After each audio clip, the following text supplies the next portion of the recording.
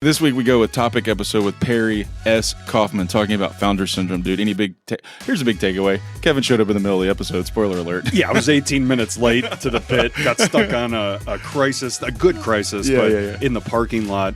And also flew in blind. So it was a double whammy. I had no idea what we were going to talk about, but I got immediately entrenched in some great topics that I've lived in the past, that I'm currently living, and some things for the future. So it really scratched some itches as a leader, founder, all the things. Yeah. So for me, when I heard him on our buddy Mike's podcast, just what he was saying was speaking directly to what I thought to our industry, full of founders, full of entrepreneurs, and from my perspective, full of moments that he has some insight into based on his experience. And so my hope is that we bring to listeners this week some nuggets, something around the idea of what happens next for them in their phase of their career, if they're on the transition side or if they're on the founder side, to help make these next few years smooth and eventually get to the point which we got to in the podcast, which is if this is all done right, there is a fantastic moment at the end of it. So we're hoping that for you guys, and that's why we bring Perry to the podcast this week. For sure, you're going to get some value out of this.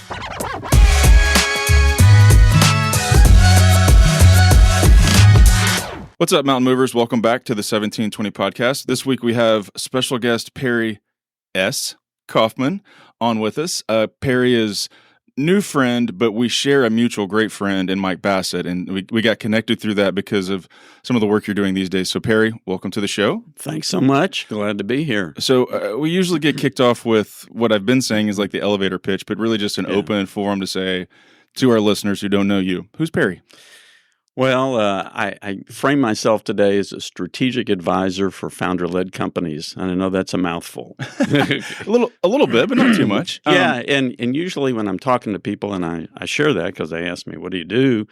I either get a deer in the headlights look, or I get somebody who goes, "Tell me more." Yes, and so that I was a tell me more guy, right? Okay. And I'll tell a little bit of background, but as I was listening to Mike's podcast, I guess your first episode on there was about a month or so ago, maybe 6 weeks. Yeah.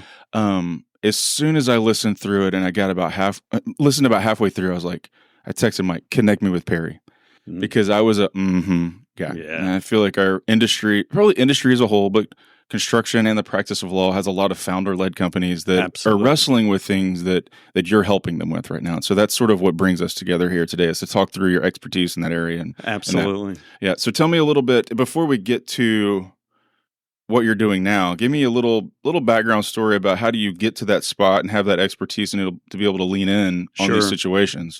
Yeah. So my career path prior to really jumping into this was public accounting. Okay, I have a history as a kid. I was good in math, analytical, thought accounting was the way to go, and got out of school, went to work for KPMG, one of the largest in the world. Yeah. I jokingly tell people I did the 10 best years of my work in the first 4 years there. I've heard stories like that before, and I may have shared one with you, but there's a guy in my office who said he did 1 year, he did 2 years, he did 1 year of work in Minnesota or something like this, and you're like, okay, got it. It was rough. Exactly. Well, you learn, but in any event, and then after 4 years, my wife and I decided we wanted to start a family, and she said, but you'll have to change where you work because I want you to be around to parent. And anyway, so I left, ultimately spent a little time with a small firm, but ultimately started my own practice. And I had really focused on working with private companies and their owners, a variety of industries. I grew that practice, ultimately merged it with a larger local firm by the name of TravisWolff. After a number of years there, took on the role of managing partner, and then effective in January of 2017, merged it with a national firm by the name of Armanino. Which is a mouthful in its own right. And no question about it. But there's a common thread to all this, is that the reason the merger was of interest to me, first of all, I knew a managing partner there for many years through an affiliation of CPA firms known at the time as Moore Stephens, now known as Moore Global. And so we had a personal relationship, but we also shared a common vision for really having impact with our clients and really nurturing and helping private companies grow, and being more than a bean counter, so to speak. Beyond the numbers. Yeah, no question. Yeah, I can appreciate the philosophy, which is probably why we've had a lot of interesting conversations, is because I always fancy my role as the lawyer as being sort of beyond the law. Like, I want to understand your business more. What are the things you're struggling with? And sometimes I could help. Sometimes there was a legal solution, but more often than not, it wasn't. It was you should know this guy. That's interesting. Let's wrestle through that together. Those sort of ideas. And so I can really appreciate the idea of, providing value beyond your professional expertise, which sounds like this is kind of where the spot you're coming from. Exactly. And just to kind of finish off that thought, so I spent a lot of time mentoring and helping earlier stage professionals come along in the profession, and I kind of developed this thought process that there's kind of three phases of public accounting. Maybe it applies to other professions too, but the first block of time is to really technically know your stuff. Yes. Okay, you got mentors to help you learn technically, execute on things, and deliver, whether it be a product, a final report or a service, or do the work. Yes. Then there's what I call the consultant phase, where you know a lot of technical stuff, and you can apply that to a fact pattern that you're working with a client, and begin to give them suggestions or advice or recommendations and things like that, because you kind of a little bit see the future. Yes. It doesn't always work that way, but it's a big step professionally, just like I'm sure you've learned, is that it's not enough just to learn how to do something technically. What does it mean and how is it of value? And so I refer to that as the second phase of being a true consultant. And then, I'll add a touch there too. And it's not that it's new. You've had this thought before, but it's adding value beyond the counting, if you will. Is now I understand that this particular in the technical phase, you don't really have an appreciation for the long-reaching ramifications of the work. In the consulting phase, you're like, okay, now I have a better understanding of how this counting, I'm being reductive a little humorously here, but this counting affects the broader scheme of your business and how people are compensated or what your growth strategies look like and all this. Not that I can see the future, but I have a better appreciation for how the technical expertise begins to affect the business itself. And this is what I think you're saying. That's your consulting phase. Exactly. Yeah, love that. Yeah. And then the third phase becomes a business owner. Okay, whether like me, not everybody, but I started my own practice at one stage in my career, or just being a business owner because you're in a partnership with, even if it's a mid-sized company or a large-sized company, you have to have that owner and business mindset. And it's not that the other things go away. At least in that world, you have to stay technically proficient. You have to be able to advise and give good counsel to clients. But now you've got another hat and another responsibility. You need to steward the business, grow the business, anticipate the business's needs in the future. So I did that too. Okay. And then what's really brought me to this moment is that after having done all that, public accounting, as long as I did it, is enough for many lifetimes, much less one. Right. And I really felt like it was time to do something different. Yeah. And so I really took that slice of how I was helping some clients, make it through what I've now coined fork in the road. Right. I said, I just want to do this, whereas before, if I did 30 or 40% of my time doing that, and the other 60 or 70%, not stuff I really loved, let me just do what I really enjoy doing. Yeah. And so that's what's brought me to today. Well, let me make an interlude here, because we now have in the studio a special guest. Kevin Carey's back. 150 plus episodes, and this might be the first time this is happening. It is the first time it's happened. Kevin, we just got kicked off, man. Kevin was tied up on something. I was like, we're just going to get kicked off. And if you can hop in, great. And if you can't, we'll just roll with it. Things happen. I've been on the I can't do it end of it before too. So I was like, I totally get it, man. We'll just roll. Sorry, Perry. And then Kevin rolls in right as we're getting switched from who is Perry into like the meat and potatoes of the topic for the day. So it's actually a great time to roll in, dude. Beautiful. Yeah. I was 5 Welcome. minutes early in the parking lot, and then some big things came up. I'm like, I'm here, but I don't think I'm going to make it. Well, I had texted Perry and I were talking beforehand. I texted him. I was like, I told him, I was like, Kevin's never late. Like, we always are here 30 minutes early, like shucking and jiving. I texted you, and I think, what is it? You're never late with the emoji. Yeah. How did that happen? Yeah. So, Anyway. Kevin, you and I are longtime friends now. Yeah. We're best Okay. friends at this point. I think Forever. I Go think way it's back. 40 seconds. Yeah. That's all it takes. Yeah, That's all it takes with a guy like Kev. Okay, so we sort of talked through. I'm just going to bring you up to speed. And this is a recap for the listeners. We talked through Perry and his professional background that leads him to this spot of like being able to consult with businesses and help them through this fork in the road. And so I could ask a bunch of questions to get us started, but it sounds like maybe what I'd prefer to do is just throw it to you and let you talk about what you're doing, some of the things you're seeing, trends and patterns, and I'll pepper in questions along the way, or if we hit a spot, I have a bunch of places to go. So Okay. just turn it to you and let's get us talking about that idea. Yeah. So I want to kind of frame it so we can get to this fork in the road, because I think that's the punchline, so Sure. to speak. So, it takes a lot for an individual to think about a business, start a business. There's a lot of psychological things to consider. There's a lot of financial, I'm sure. You certainly have to have a vision for what you're trying to accomplish and why you think it could be successful. But anyway, you get all that stuff and you say, okay, I'm going to go do this. So you've got to start up this company. You got to get it organized. You got to do all those things. But anyway, there are predictable stages of this process. And the first one is startup. Okay. You got an idea. You really have convinced yourself it's worth doing a swan dive, whether it's off the edge of the pool or for about 40 meters. I don't know which it is, but so you start it up. And then the second phase is, can you prove this is a viable business model? Okay. And, sometimes people ask me, well, how long does each phase take? Well, Good luck. Who knows? Yeah. But your big goal after you really start up and establish is to prove a business model. Okay. And that's whatever product or service you're dreaming about or feel like you're an expert in, or that you are passionate and hopefully passionate about.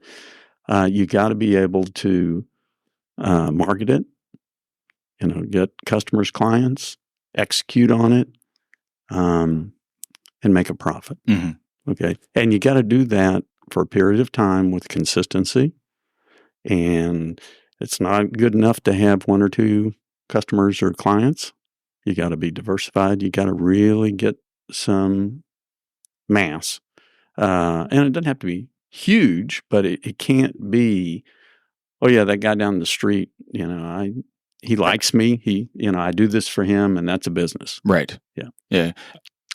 I've learned in the startup mode, there's time well spent before you actually say go in day one of the business, because it gives you time to like stub your toe, figure out some critical items that if you just say, all right, I'm leaving this job, then the next week I'm opening, you have to open while you're trying to cash flow. And when you're trying to have payroll and revenue and sales and marketing, it's like if you can have that startup phase, have like a 6 to 12 month pre-startup, and then you start up, man, the prove out if it's viable stage might be a little easier on you, because you're not like continuing to dust yourself off from stubbing your toe.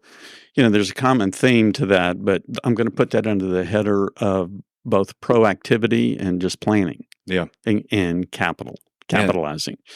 So, in a perfect world, you got an idea, you got huge gobs of money that, you can spend your time doing all this planning and be self-sufficient and like you say, decide when you're going to pull the trigger to actually start.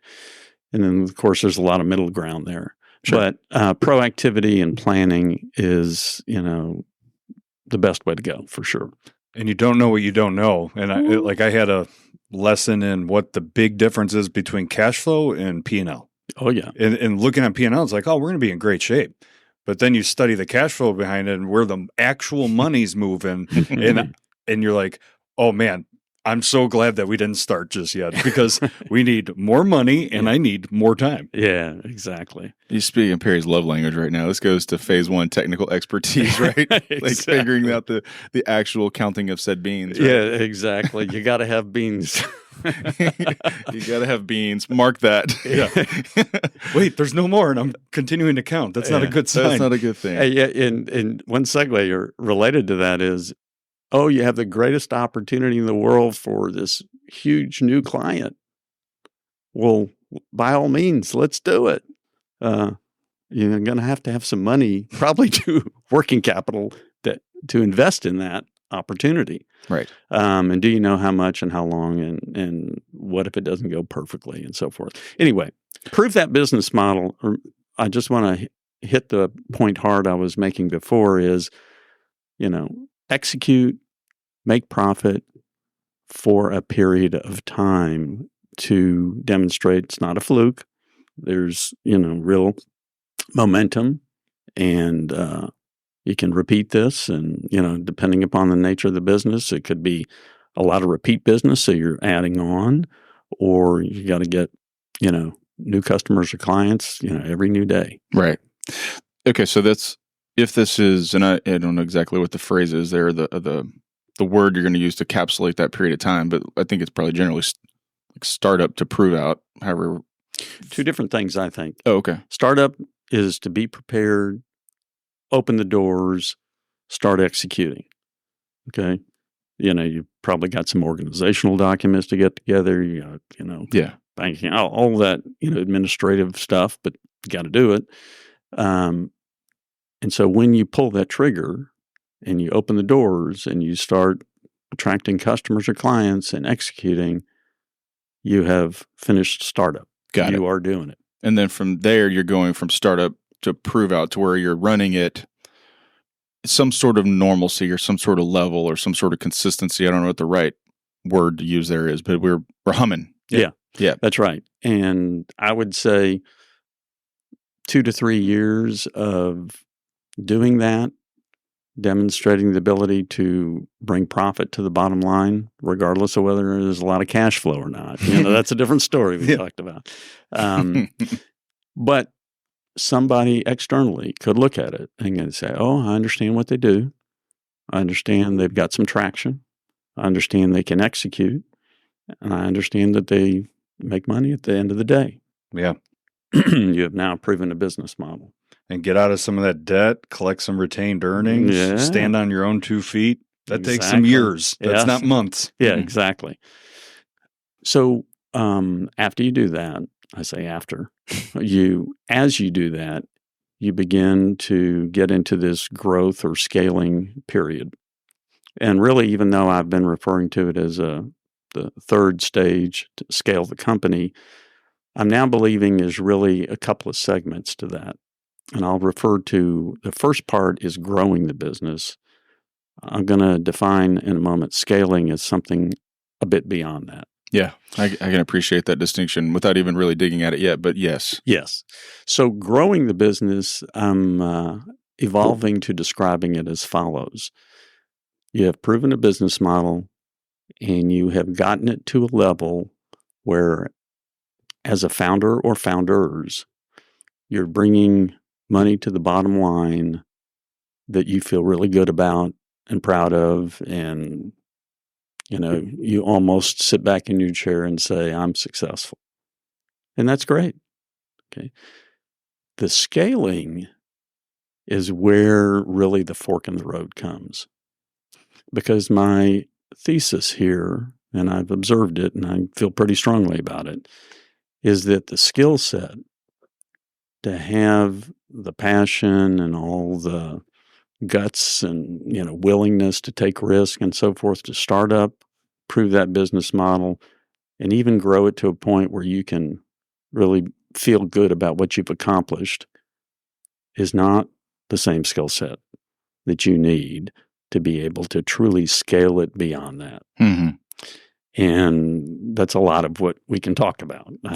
So how if you're bifurcating that into two different segments, and the latter of which is scaling. Like, what's your definition of what the scaling what is scaling then? I think that there's no specific definition, dollars and all that stuff. But what I feel like is founders, when they really need to scale, need to begin to professionalize the business, is the phrase I'll use, and bring in talent that, is accustomed to running businesses that are far bigger than this business is today. Interesting. Yeah, I gotcha. And just to expand on that, you're investing in talent because, I'll pick the section I know most about. If you want to bring in a legitimate CFO, you're going to have to overinvest.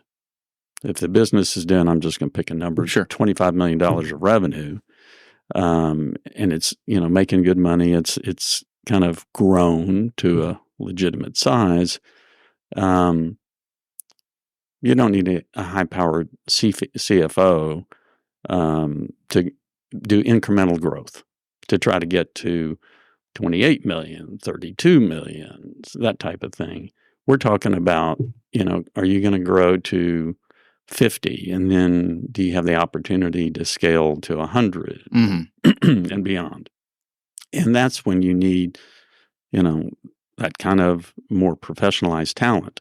And it's not enough just to invest in that talent.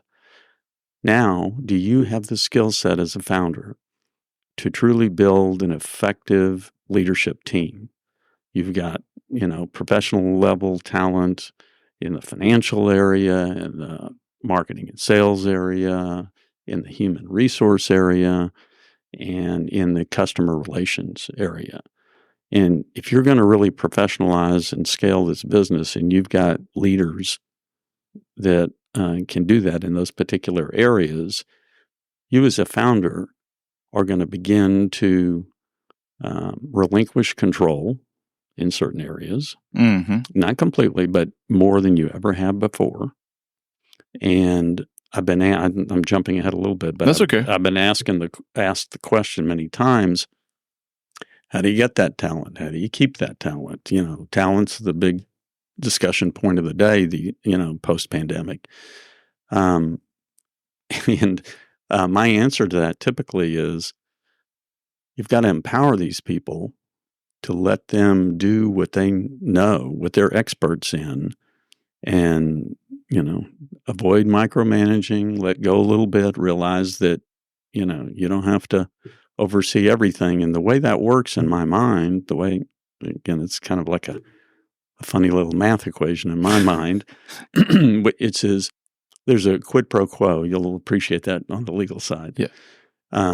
You're going to empower them. You're going to agree upon the goals that you're setting for that, or you're agreeing to for that area of the business. And you as a founder don't have to know all the gory details of how they're going to go do that. Their mission is to achieve those goals, because we have to meet or beat our financial plan using the CFO. We have to meet or beat our sales goals in the marketing and sales. And founder, I don't need all the gory details. I am a resource for you. So if you think because of my industry knowledge or my network connections in the industry, you need my help, or I can be of help, great. But, you're empowered to go do this. Now, the flip side of this, as the founder, is I'm going to hold you accountable to hit those marks. And we'll have our regular leadership team meetings and evaluate our progress across the whole company to achieving what we set out to achieve as a team. But, and if we're not getting there, it won't be a surprise to me. We'll be talking about whatever the challenges are, whatever's changed, whatever's not working, and so forth. So that's a quid pro quo in my mind. You're empowered. We agree upon what you're going to go do. I'm going to hold you accountable. I'm a resource for you too, but I'm not going to be walking in your office every day and say, let me tell you what you need to be doing. Go ahead. We both took a deep breath at the same time. Like, we have questions. I think it could work pretty well if founder has the mentality and characteristics that you're talking about, right? So like, I think the best example is to go from one office to two, right? Yeah. All right. We have been killing it as a single office. Let's branch to a new city. Right. And then you hire somebody that has experience in doing multi-city, and then you don't do those things, and maybe not handcuff, but don't listen to the warning signs. Like, hey, right. I see smoke. Like, we should do this. And you're like, we've been doing it 30 years. Like, we got that figured out. Two big things there. Sure. Okay. The first one is, I think I mentioned earlier, the psychology of a person who would do a startup and actually, be willing to take those risks and so forth. Part of the need for that is to take total control. Yeah. Okay. It's my destiny, and I'm going to make it happen. That's why I'm talking about the skill set that's needed to scale is a different skill set than was needed to get from startup to that growth phase. And, some people can make that transition, but some people can't. I mean, it would seem this is anecdotal. Anecdotal is not the right word. Just based on my own this is observational, I should say. Yeah. It seems like more often than not, the transition cannot be made, or there's not a willingness to be made. Right? More often than not, the founder can't do what you just said. They can't relinquish control. They can't get out of whatever their expertise is, right? And it could be like, I was a math guy, so when we try to grow, like I lean hard into the CFO. Or I'll just use myself as an example. Mm-hmm. I'm a lawyer, so as we grow, I lean hard into processes and paperwork, right, or whatever. Right? It's mm-hmm. right. I mean, you're nodding like I think you agree. Like that. I'm agreeing with you. It's It's not impossible, but it's very difficult. Why? Or let me ask a different question. We know why, right? It's the psychology of what it took to start us. What it took to get us here is different than what it's going to take to get us there. We've said it a million times on the podcast. What's got us here won't get us there. Mm-hmm. And so what are there has to be some sort of tips or tricks or ideas or experience around convincing the founder it's the right thing to do, imparting a mindset shift. Did I say that right? You did. Tongue twisted there. To get the founder to change it. There has to be something in there to unlock it. Otherwise, it never happens. So, I digress for a moment. Sure. I don't know why. Somewhere along the way in parenting, I noticed, I tried to explain to my kids, my thought was that everybody in the world, when they make a decision, they have an intellectual approach to making that decision and an emotional approach to making that decision. And my position is neither one of them are the right answer. You have to blend those things. Mm-hmm. And the answer to your question, Stewart, is that, look, they've come to this growth point and this stage where they have something to be quite proud of, which is great.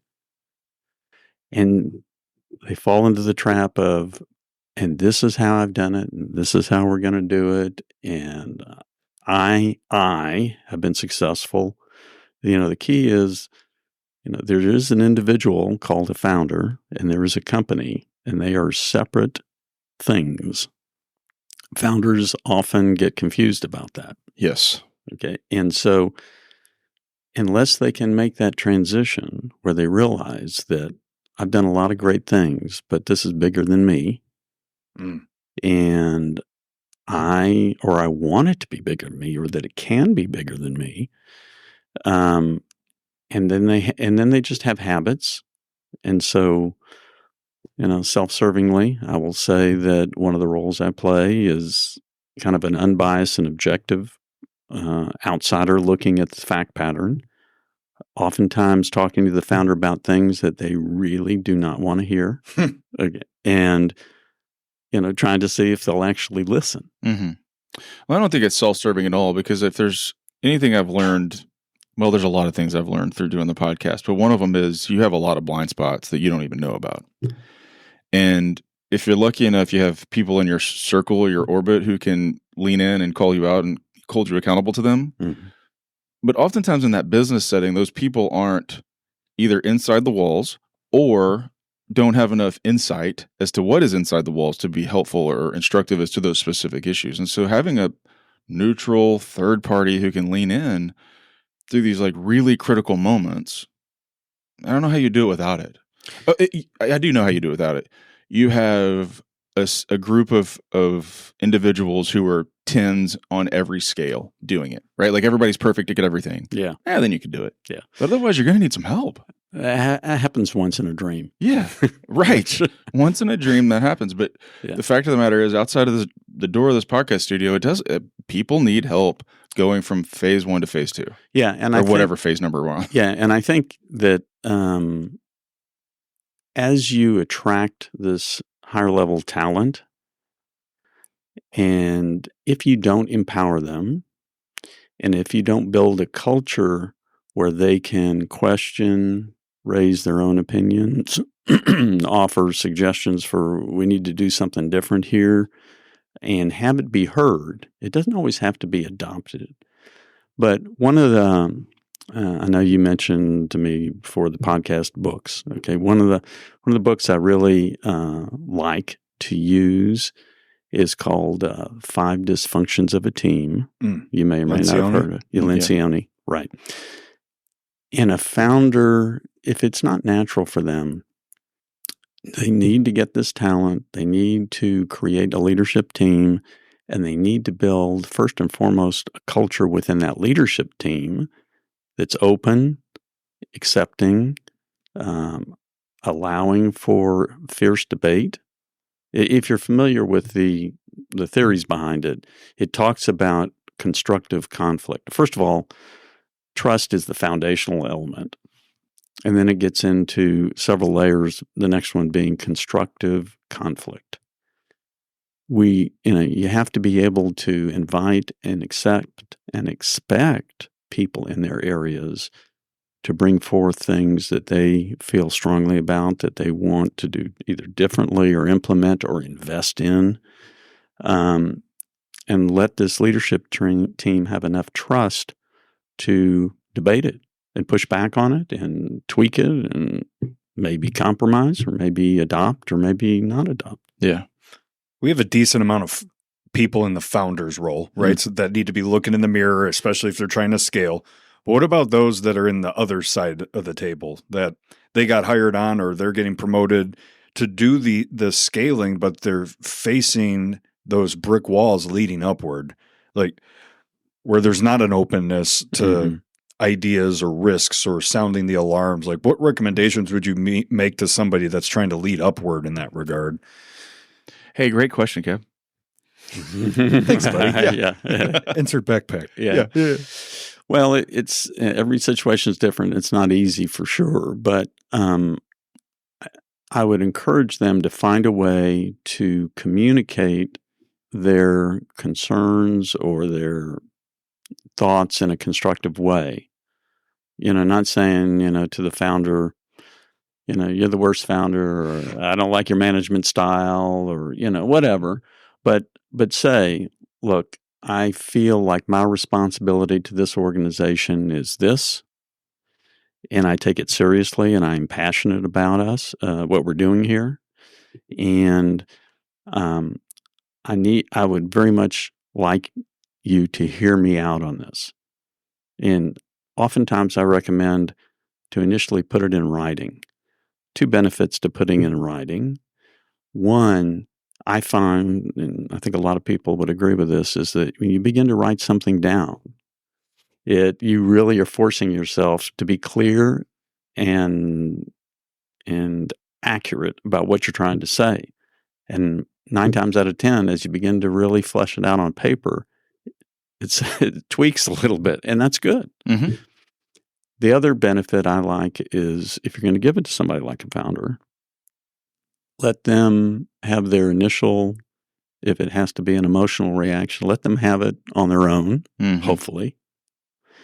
and then they can reflect, and then they're ready to have a conversation, hopefully without a lot of emotion clouding it. Well, it pulls the emotion out of you saying it too, right? Like all of a sudden you're like, listen, Bill, I can't take this micromanaging anymore or whatever. And like, wow, this is my, right? As opposed to like saying, hey, I have some concerns. It's generally related to a couple of things, but I spent a lot of time and I wrote it down because I want to make sure that we're on the same page. And so I'd like for you to look at this and then let's meet about it on Friday or whatever. And now all of a sudden my emotion's out too. Yeah. You've had afforded the opportunity to release it elsewhere as well, so we can look at it, come back and say, hey, okay, I don't hate you, but I hate some of the things in this. Let's talk through it, that sort of thing. Yeah, and don't forget, go back to what I was saying before. If your goals are not clear, your responsibilities within the organization, say, hey, I need you to help me identify more specifically what my goals and responsibilities are here. I'm passionate. I want to, make the most valuable contribution to the organization I can in my area. Let's agree upon that. And then you can get into the conversation of, okay, I got this. Let me go do this. And we'll have check-ins with this regularity. You can ask me any questions, but, this is my role. There's a third element to that. I was thinking while you're laying out those big two, the third element is your boss might be so relieved it's not a resignation letter that they're willing to listen to what you have to say, because when you bring that piece of paper, like, oh, no, don't do that. And you're like, oh, these are just ideas. Okay. Oh, yeah. Let me wipe the sweat. All right, now I'm ready to listen. Whatever you want, man. Yeah, I'll look in the mirror. You got it. I think in this day and age, you may be onto something there. My goodness. Man. Yeah. Right? Talent. Have you ever had that? Like somebody brings you, they're walking in your office and they have a piece of paper. You're like, no, not today. And then it's just like, it's something silly. I need your signature for something. And they don't see just like a jackrabbit. Your heart's just beating through your chest. What's funny is the answer is no, but there's something weird about attorneys that we don't do that. So when people would leave the firm, there's no like, here's my letter. That's not how attorneys resign. So no, because it's never happened. Nobody's ever turned in a paper resignation because I don't know, we're just weirdos. But yeah, but I get the feeling. Like I've had that conversation with folks at the office before, and like, and you too. Like, no, not today, Satan. Don't bring that juju in here. That's right. That's right. Okay, I have some questions before we move on, because one of the concerns, issues, I don't know, with this scaling process. Kevin almost hit the deck. He almost fell out of his chair. Was this something I said? Don't lean. Yeah. Yeah, just one of the things. Yeah.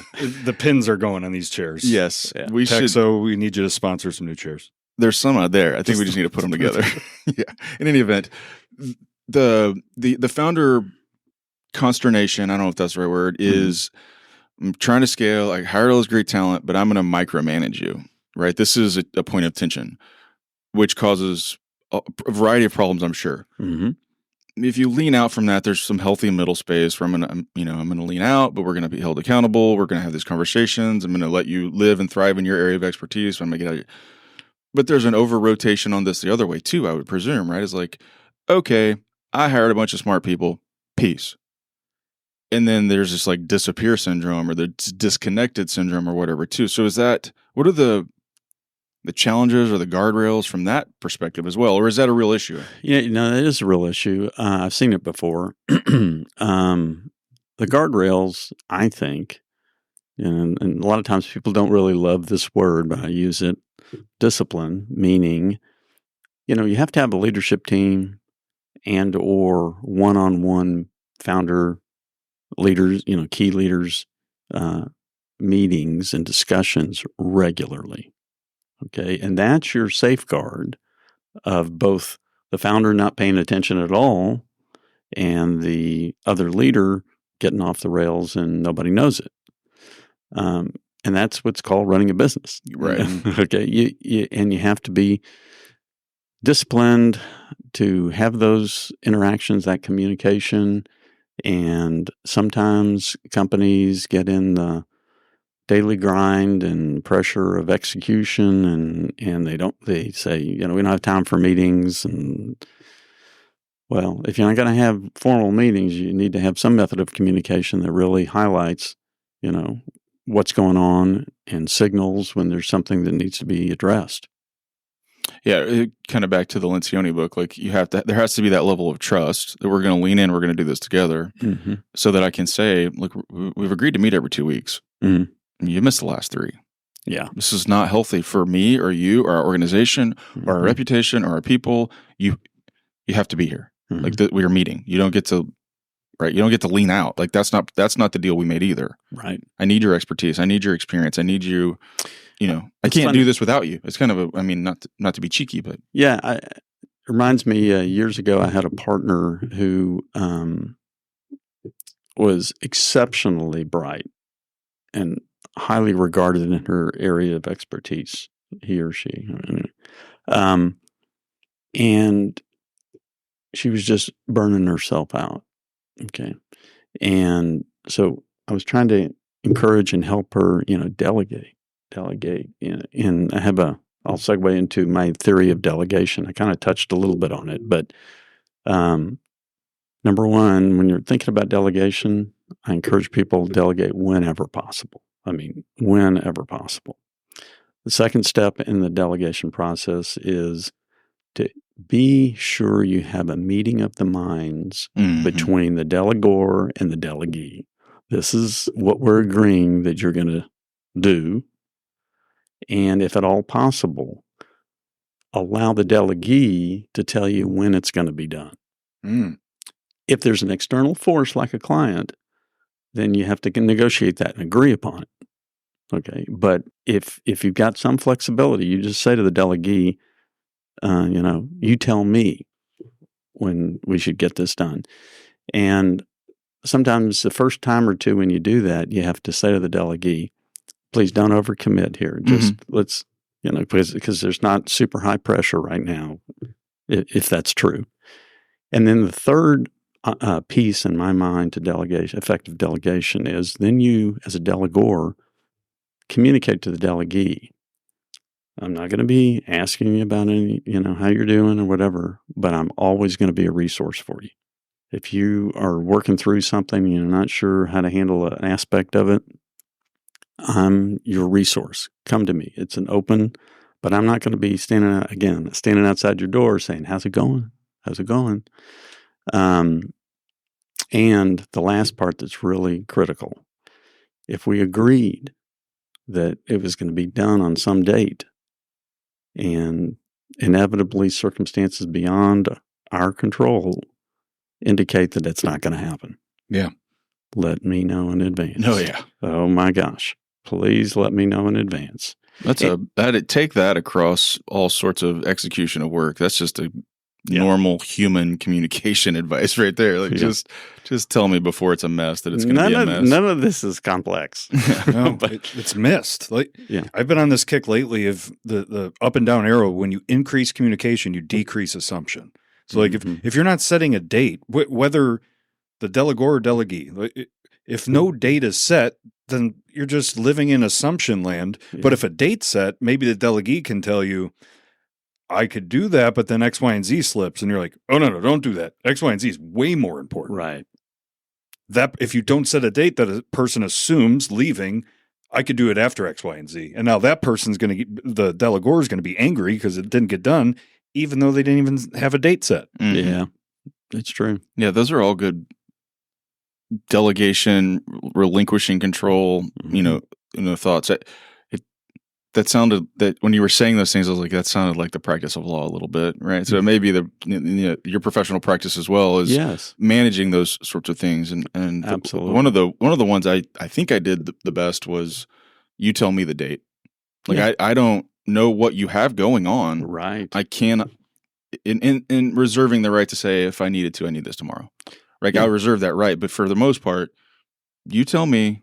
The other thing I've been doing lately, I don't know if this is conversationally, maybe this is a terrible idea, is if it's due in a month and it's open door, come talk to me about everything. I'll still put like a couple of interim check-ins and just say, hey, we're going to block out 15 minutes 2 weeks from now. We may not need it, but at least we have a marker in time so that we can check in and you can say, oh, I'm about 33% through my time. I'm about 33. Oh, great. Any hurdles? Nope. Okay, perfect. See you later. But just providing those little backstop check-ins along the way to make sure we're all still on the same page, both in terms of like execution and work product expectations and progress and all that sort of stuff, just to make sure you don't end up on a Thursday night before a Friday due date and you're like, oh gosh, that sort of thing. So anyway, I agree with it. For longer term things, I think that's really important. Yeah. Good idea.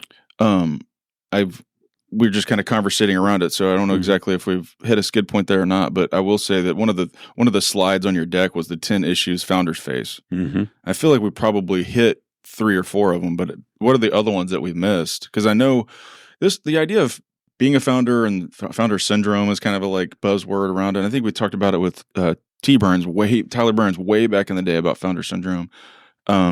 Is interesting enough to like want to come back and highlight the other 6 or 7 we missed. Yeah, well, I'm not even sure. Maybe we didn't make it there yet. I pulled up the list, and we may have hit some of them, but I'm going to run through, and if we've already hit one, we'll skip it. But the first one I don't think we've talked about a lot is this concept of the pace of change in the world and in the business world today. Mm-hmm. I mean, it's relentless. And there's a term out there, if you've not heard of it, called VUCA. Yeah. Okay. And I think it came out of the military. I think Harvard really promoted it, but it stands for volatile, uncertain, complex, and ambiguous. Now, if you think about those 4 things, and that's what's going on in the world, and you as a founder are having to deal with, it's daunting. But the reason I mention that is because at this fork in the road that we've talked about, migrating, let's call it, from growth, beyond proving a business model to truly scaling, you have to evolve and you have to change. And in this world, you have to apply technology, and that drives other issues, which is capital. Even when you are a successful business, is you have to either implement technology or invest in talent, as I was describing. It takes more capital than you had. And maybe if your profits are large enough that you as a founder or founders are taking, compensating yourself where you want to be and leaving some of the profits in there to serve as capital for growth, that's ideal. Mm-hmm. But sometimes the need for capital comes before you just have it sitting around. That makes good sense, yeah. If you're a founder and don't have a partner, if you're started this on your own, as you get to this fork in the road, one thought might be, I'm great at this, and I know so-and-so in the industry who's great at that it could really, be a great addition. And they're at a level where they're not just going to take a job. You have to lure them with an opportunity, ownership, bringing in a partner. That's dicey. Or I say dicey. It's just so much to it, as you guys, I'm sure, can realize. And therefore, some founders have an aversion to that. Mm-hmm. Oh, totally. Yeah, this is my baby. Yeah, I'll pay you a nice compensation, but this is my baby. Right. Okay. So that's a possibility. The other thing is if you have, sometimes it takes growing this business to this stage of growth where you're proud and very happy financially and so forth, and all of a sudden your risk tolerance begins to wane. Oh yeah, because man, all is good. Just keep it right there. Okay, life and business is not like that. Nope. Okay, if you begin to stagnate, not only are you not going to grow, you're probably going to begin to slip. Mm-hmm. And especially if you've gotten to a noteworthy level where, there are big competitors out there that are paying attention to you now, and they're going to compete with you hard. Right. I want your market share. Yeah. You better be watch your 6. I'm coming after it. So So the partner aversion is one of these 10. The other one is, and it could have already come up, but really getting alignment in the vision for the future. It's not enough for the founder to have a clear picture.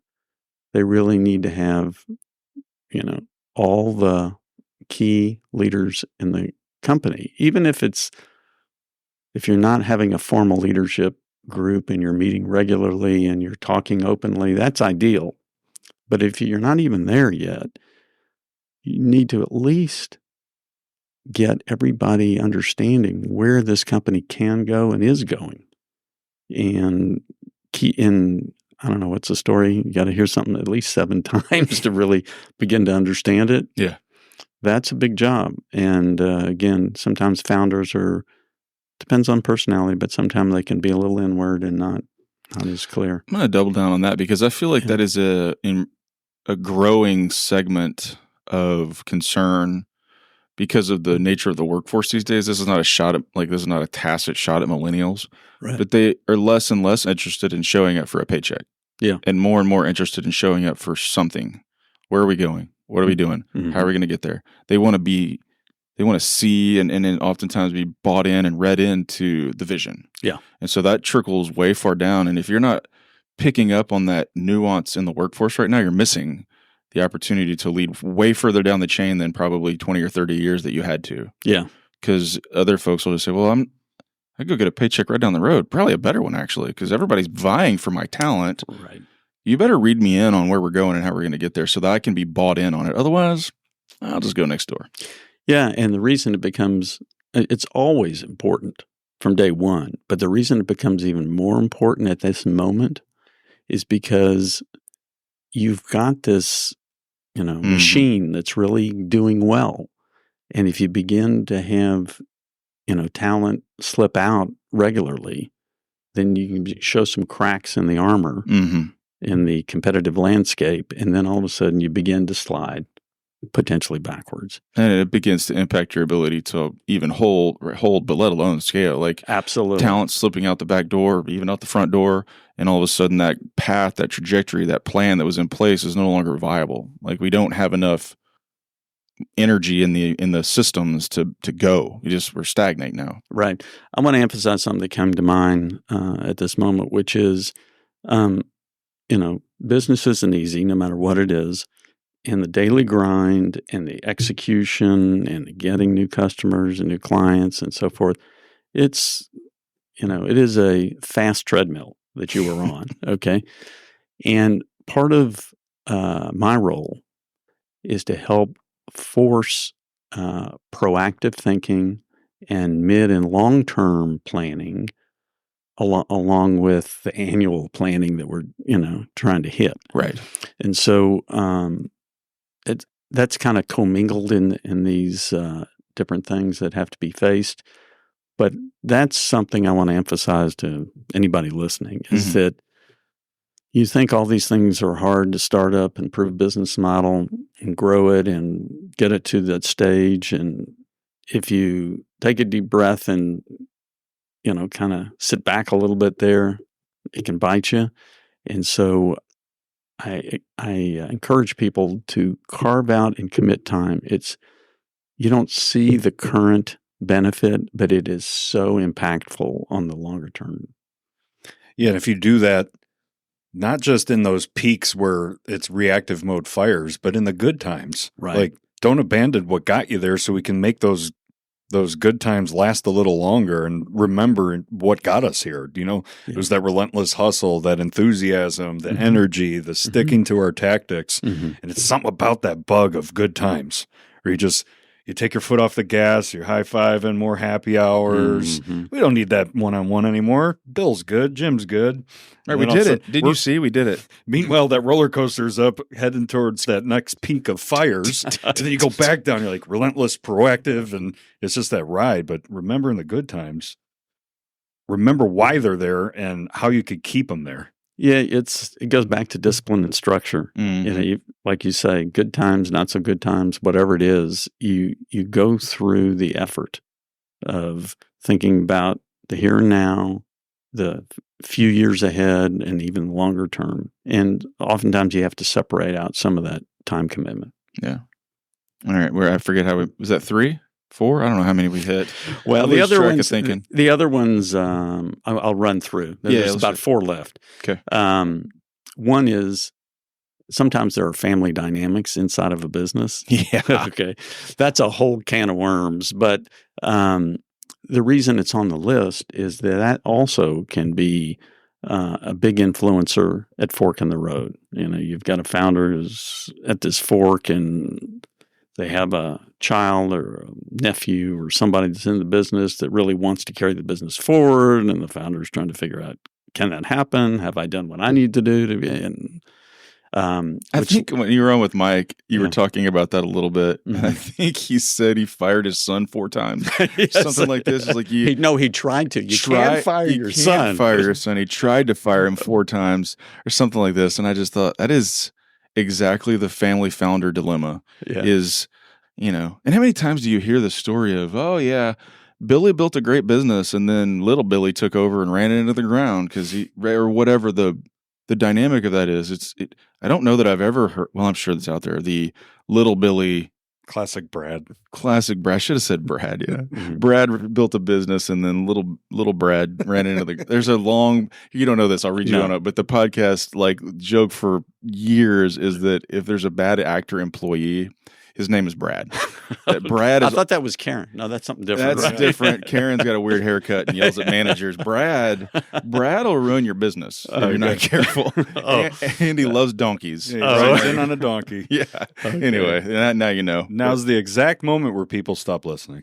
But we made, to our credit, we made it almost an hour this week. It was 5 minutes in last week. Okay. All right. So this is my opportunity to bring in another book to this conversation, which is This can be both family related or not, but succession planning for the founder, that's a whole nother discussion, but that's really one of the issues and things that the founder has to think about at the fork of the road. Is there really leadership that can succeed me? And if so, I don't have to go outside and I'll do this.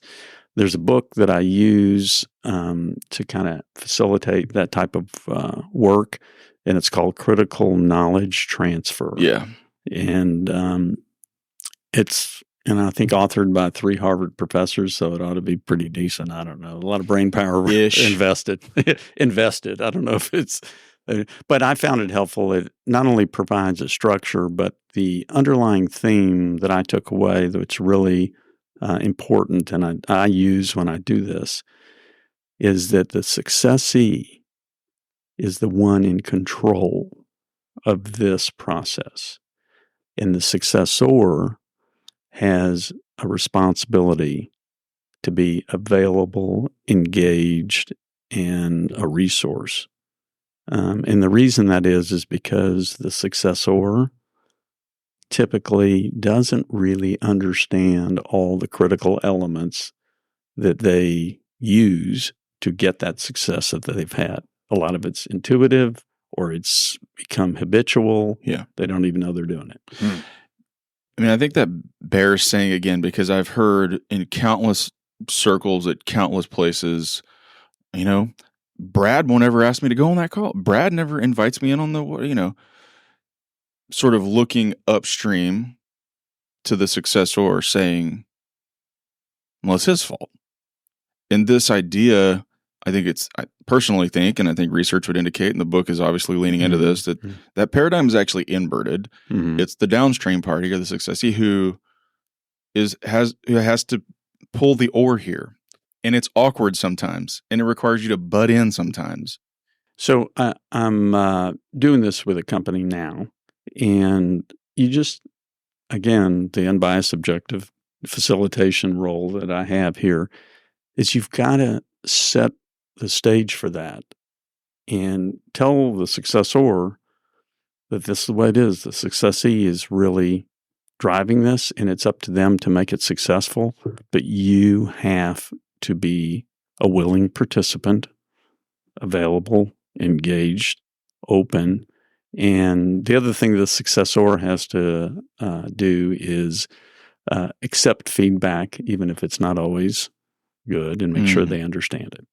Because that person is accustomed to being told, like, oh, it's great. Your name's on the door. You're doing a wonderful job. No, Brad, like, stop doing that. It's disrespectful, and I need to be invited to these meetings. Yeah. Stop doing that. Right. I said it super aggressive, but you can't say it like that. But yes. You can try. Yeah. I'm going to write it on a memo and give it to him. Yeah. Look at this later. The last thing I'll mention is that back to the proactive and mid and long-term planning, let's face it, you know, founders, if they are just one, are just one. They could be hit by a bus. Health, can fail anybody at any time. To protect the value built by this in this business, you've got to have others empowered and familiar and work on, bringing them along. Right. Because if you're the founder and there's 3 people who work there and you get hit by a bus, that's terrible. Yeah. But if you're the founder and there's 5,000 people who work there and you got hit by a bus and this is all just linchpinned off of you, that's terrible. Right. And you have to, like, from my perspective, you have to lean out enough to say, like, this is literally bigger than you. Your individual person is different than the corporate person. You can't hold on to all this so tightly, because if that was to happen, whatever it was, now there's 5,000 people who are failing to flourish because of your selfishness. Right. Get over yourself, man. Yeah. Right. And so I wrote that on a memo for Brad too. Get over yourself, man. But yeah, it's so, like, how often do founders forget that it used to be about you, when it was you in your garage and you were stuffing envelopes all night long. I don't know why I picked that, but it was about you, and now it's not. Yeah. Right. And that's difficult. Yeah. And it's a big burden, and it's a reason that at the fork in the road, sometimes they say, they'll say, it's time for me to monetize and give the keys to somebody else, be rewarded. And that's part of the satisfaction of what I'm doing and have done, is it'll lead sometimes founders to the biggest payday of their life, but even more important, stress reduction. Yeah. Okay. And still they can glide path because they can still have a role, and they can be whether it be industry resource or have some, typically if it's a private equity transaction, they're going to have retained ownership and stake and sit on a board or something.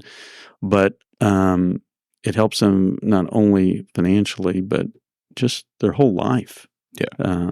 Stress reduction and so forth. Man, there's a real big point to put on that. The idea that if done properly, all of the hard work, all of the relational, like, grind, all of the friction, all of the whatever ends there.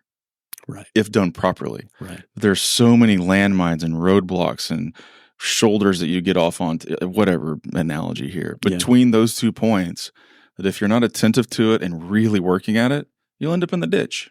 Yeah. Right? You'll end up in the ditch. But if you don't, if you think about it, if you bring in somebody to help, if you work the process, all the things that we've been talking about, you get to the end with the biggest payday of your life and reduce stress and all of those things, which kind of sounds amazing if you just do it right. Yeah, it's true. Yeah.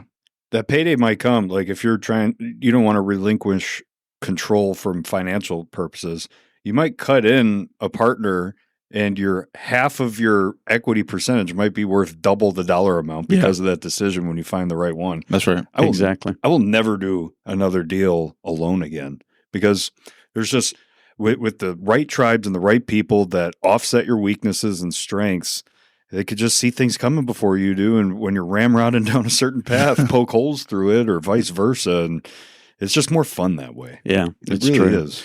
I was talking with the bishop this morning, David Foltz, a friend of ours, and we were talking about that idea. And I've, through this conversation and that conversation, we've, like, been thinking through this visual of all the dots of your leader, but they're all connected with these strings. And as one of them tries to, like, veer off, the strings are too strong to let them veer off. That, like, interconnected web of, and you all stay tight to the nucleus. And whenever somebody tries to, like, run off in that ditch, the web of the relational capacity of your team, like, won't let it happen. And this is what we're talking about. This is the point you're making. It's like, we're all better together, assuming we're together. Yep. So I think I may have mentioned this in the other podcast, but I've played a lot of basketball in my life. It's the sport I really love. There's a basketball reference, and I didn't even make it. You don't know this, but there's a podcast bingo tile out there somewhere. Basketball will get you a point. Usually I say it. You got it today. Okay. Yeah, how about that? Cool. But I say that because to me, it is amongst the most, dependent sports of team dynamic. I mean, especially at the elite levels, everybody has individual talents that are incredible. Okay. So that's not a differentiator at that level. But the chemistry and the ability to work together and anticipate and understand what it is to be a teammate makes a difference. So I think it's true in business too. Yeah, look at the World Cup.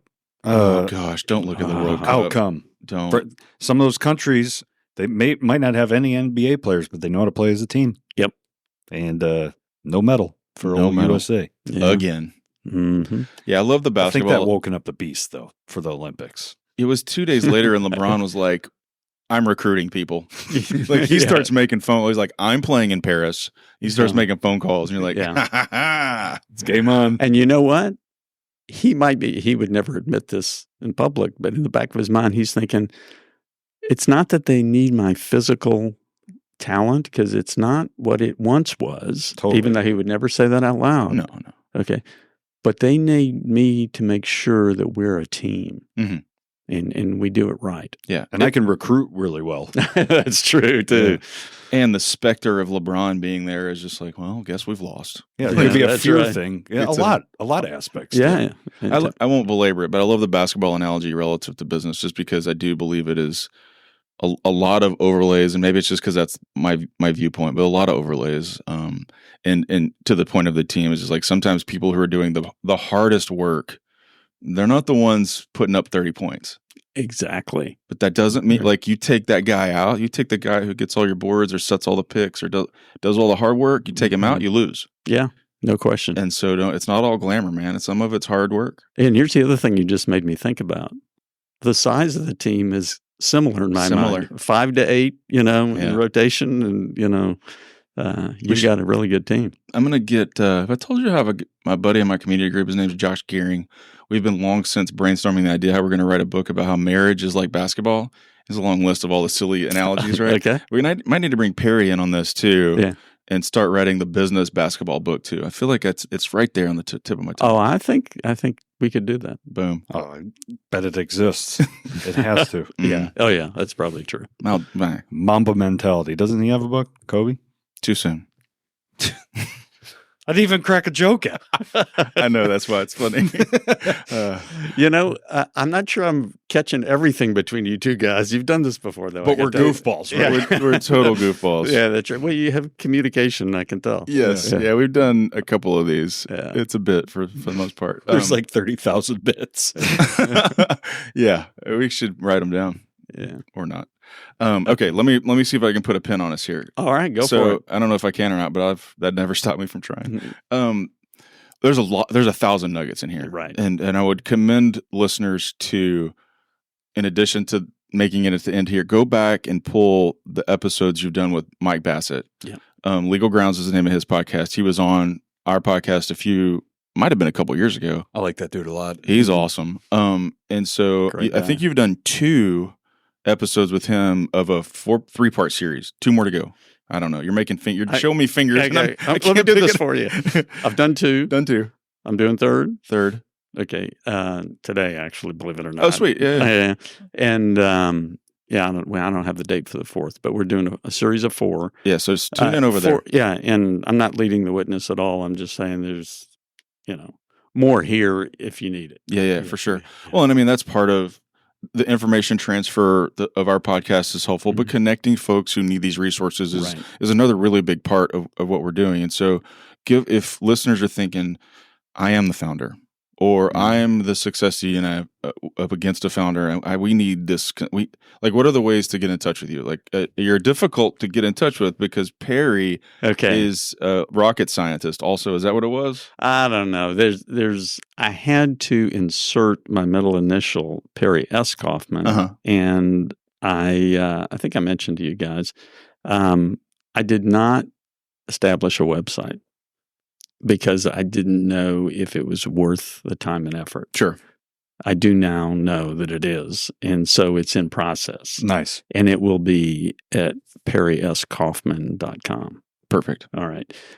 In the interim, and I think we're days away from being up, but in the interim, LinkedIn, Perry S Kaufman, or Perry at pskconsulting.com. There you go.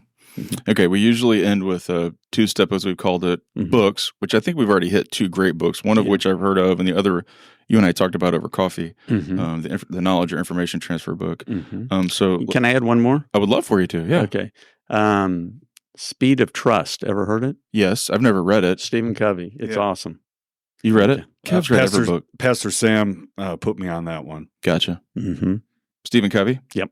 Okay, so that's actually not his son. It's the son. I think it's M. Stephen M. Oh yeah, I didn't pick up the initial. Yeah. Middle initial's important. Yeah. That's a joke. Oh yeah. I remember that. Yeah. Okay, awesome. So let's try to put the final head on. There's a way we end is, all of your professional experiences and the consulting work that you're doing now in terms of founders who find themselves at this fork. What's the one big takeaway around all this for listeners? If they had to take one thing away from today, what is it? Always remain self-aware. That's a good one. Yeah. I know it's nowhere in this. No, it's in there. It's all in there. Yeah, it's true. It's just allow yourself at different moments in time to step back and try to be a little bit self-aware about where you are, where you want to be, what's going right, what may not be. Yeah. Like that. It's great advice. Perry S Kaufman. Thanks for hanging out with me, man. Really appreciate it. Hey, I really enjoyed it, guys. Thanks so much.